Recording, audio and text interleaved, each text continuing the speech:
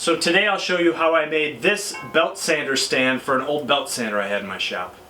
So over the years I've built a couple different sanders. It started with this 12-inch disc sander. And this was super simple. I had an old motor, I mounted a wooden plate to it and built a table. And this has worked great, and it really hogs off tons of materials. This has been great. The next thing I built was a small strip sander. And this is a little bit more complicated, but not much.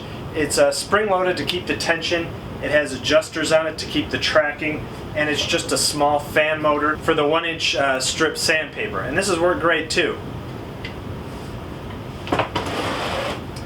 And yesterday, I wasn't even planning on it, but I built this, and it's a sander that works with an old belt sander that I have. So let me show you how I quickly made it. So this is a sander. It's a Craftsman belt sander. I bought it at a garage sale. It was 10 bucks. And I've seen old metal frames for it where you can hold it vertically or horizontally and use it as a sander.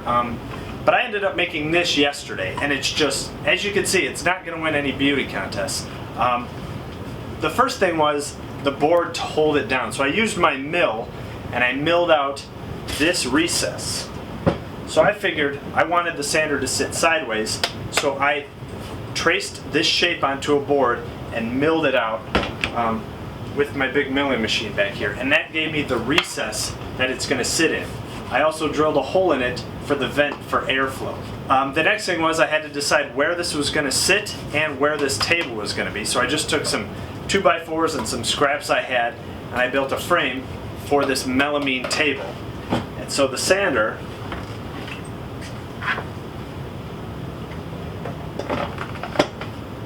can sit in that recess, and it's held pretty well. I think I might add a wire to hold it down some more, but you can see it just sits in there and it is held tight. You're just holding the sander in place and then building a work surface to work off of. Another thing was I took some rubber stoppers and I put 4 stands on it just to cut down on the vibration and get it off the bottom so that air can get to the cooling fans or the airflow fans on the motor. The only thing I have to do now is just add that wire to really secure the motor down. It's in there pretty tight, but if I'm really pushing on it, it might move the belt sander, and then just paint it up, and I'm all done. There. Now there is no wiggle at all in this. I can push on it. It's not moving at all. So just the simple aluminum wire to hold that in.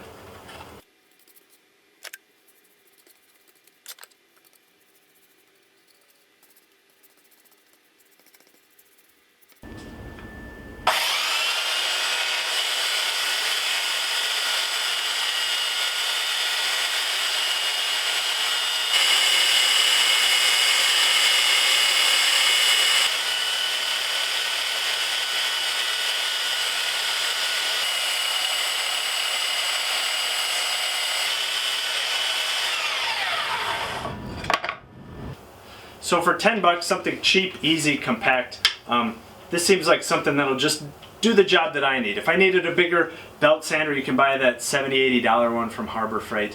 But this is a good size for my small shop. So let me know what you think. Thanks.